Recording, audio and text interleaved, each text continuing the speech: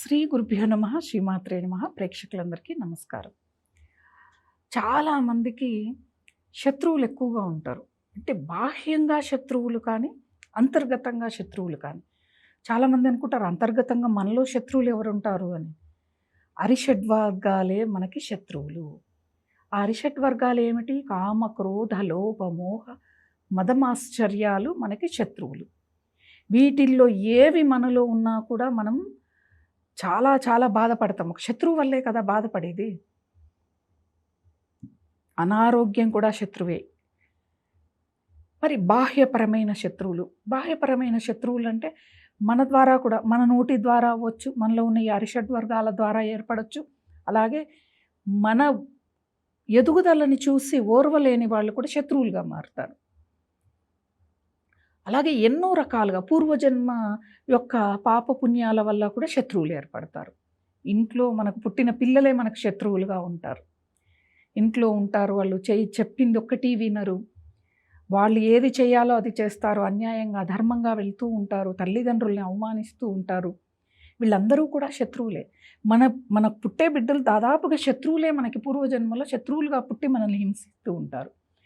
సరే, ఎందుకు ఇది చెప్తూ ఉన్నారు శత్రువుల గురించి అంటే, ఈ సమూలంగా మనలో ఉన్న బాహ్యపరంగా అంటే అవతల వాళ్ళల్లో ఉన్న శత్రుత్వాల్ని కూడా పోగొట్టుకోవాలి అంటే ఏం చెయ్యాలి? ఏం చేస్తే ఈ శత్రువుల్ని మొదటగా మనం సంహరించుకోగలం? మనం సంహరించడము అంటే నాశనం అయిపోవడం కాదు, వాళ్ళల్లో ఉన్న శత్రుత్వ భావాల్ని తొలగించుకోవాలి. అమ్మవారి యొక్క లలితా సహస్రనామాల్లో ఒక మంత్రం రోజుకు 27 సార్లు అలా 90 రోజులు పఠిస్తే చాలు, ఈ శత్రు యొక్క బాధ, పీడ, నివారణ మొత్తం జరిగిపోతుంది. ఏంటిది అంటే, ఓం దేవకార్య సముద్యతాయై నమః అనే ఈ యొక్క మంత్రం రోజుకి 27 సార్లు జపించండి ఖచ్చితంగా. శుచిగా స్నానం చేసి పూజ చేశాక కూర్చొని కళ్ళు మూసుకొని, అమ్మా తల్లి, ఏ జన్మలో ఎటువంటి శత్రుత్వం ఉందో వాళ్ళల్లో శత్రుత్వ భావాలను తొలగించు, నా అంతర్గత శత్రువుల్ని కూడా తొలగించు అని చెప్పి ఒక మాటని లలితా పరమేశ్వరుడికి చెప్పుకోవాలి. ఎందుకంటే ఆ పరమేశ్వరి యొక్క సహస్రనామాల్లో ఒక లైనే ఇదన్నమాట. ఇది 27 సార్లు లెక్క పెట్టుకోండి, 90 రోజుల పాటు చేయండి.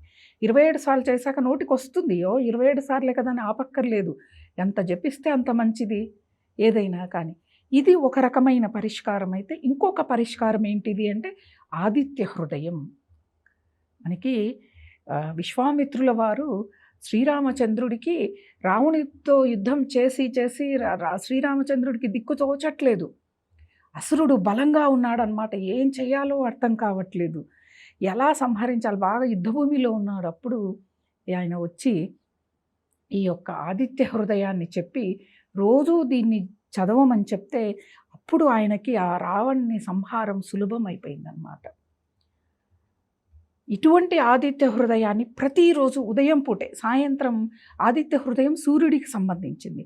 సూర్య భగవానుడు ఉన్నప్పుడే, అస్తమిస్తున్న సమయంలో ఆదిత్య హృదయం చదవకూడదు, ఉదయం మాత్రమే చదవాలి భక్తితో. చాలామంది ఏం చేస్తారంటే, మనం చేసే పనులన్నీ చాలా మంచివి, మేము చాలా మంచి వాళ్ళం అనుకుంటాం. మనం ఎంత మంచి వాళ్ళమో మన పక్కన ఉన్నోళ్ళు చెప్పాలి. మనలో ఎటువంటి దుష్టగుణాలు ఉన్నాయో వాళ్ళు మాత్రమే గుర్తించగలుగుతారు. కాబట్టి ఈ యొక్క గుర్తుపెట్టుకొని, అంతర్గతంగా ఉన్న శత్రువులు, బాహ్యపరంగా ఉన్న శత్రువులు, శత్రుత్వం భావనలు తొలగిపోవాలి అని చెప్పి కోరుకుంటూ ఆదిత్య ఉదయం తప్పకుండా చదవండి. సూర్యోదయానికి ముందుకు చదివితే ఇంకా ఇంకా ఫలితాలు, మంచి ఫలితాలు. అవతల వాళ్ళల్లో శత్రుత్వ భావనలు మొత్తము తొలగిపోయి మిత్రులుగా మారే అవకాశం ఉంటుంది. మనలో అంతర్గతంగా ఉన్న శత్రుత్వ భావనలు తొలగిపోతాయి నిదానంగా. ఎలా అని చెప్పి అనుకుంటారు. ఆ చదువుతూ ఉన్నప్పుడు, ఆ చదివే యొక్క అక్షరం పలుకుతూ ఉన్నప్పుడు ఆ యొక్క అక్షరం తాలూకు దేవత మనలో ఉన్న ఆ శత్రుత్వ భావనల్ని తొలగింపజేస్తుంది. ఇది ఖచ్చితంగా. మళ్ళా ఇవన్నీ పక్కకు పెడితే మనము కూడా మన నోటిని కానీ, మన ఇంద్రియాలని కానీ అదుపులో పెట్టుకునే ప్రయత్నం తప్పకుండా చేయాలి. ఇప్పుడు మనకి శత్రువులుగా మారారంటే మన నోటి వల్లే అయ్యుండొచ్చు. సరే, లేదు మన కర్మ, మనం ఎదుగుతూ ఉంటే ఓర్వలేక శత్రువుగా మారి మనకి నష్టాన్ని కలుగజేస్తూ ఉండొచ్చు. ఎవరి వే ఆఫ్ ఆలోచన వాళ్ళకు ఉంటుంది. ఇప్పుడు అవతల వాళ్ళ మన ఆలోచన అవతల వాళ్ళ మీద రుద్దితేలా మనం మంచోళ్ళం వాళ్ళు కాదు అన్నట్టు. వాళ్ళ వే ఆఫ్ ఆలోచన టాకింగ్‌లో వేరే ఉంటుంది. అటువంటియన్నీ కూడా సమసిపోవాలి అంటే ఆదిత్య హృదయాన్ని భక్తి శ్రద్ధలతో సూర్యభగవానుని నమస్కరించి చదవటం వల్ల సూర్యోదయానికంటే ముందు చదవాలి. అలాగే చెప్పాను కదా! లలితా సహస్రనామంలో ఆ నామము, ఆదిత్య హృదయం ఈ 2 చదవటం వల్ల కాఠిన్యం మన మీద కాఠిన్యం చూపించే వాళ్ళు కూడా మృదువుగా మారిపోతారండి. మనలో ఉన్న కాఠిన్య హృదయం కూడా కరిగిపోయి మృదువుగా మారుతుంది. అలాంటి అద్భుతమైనవే ఇవి అన్నమాట. చాలామంది ఇవి చదివితే అయిపోయినా అంటే మనం చేసే ప్రయత్నం కూడా చేయాలి.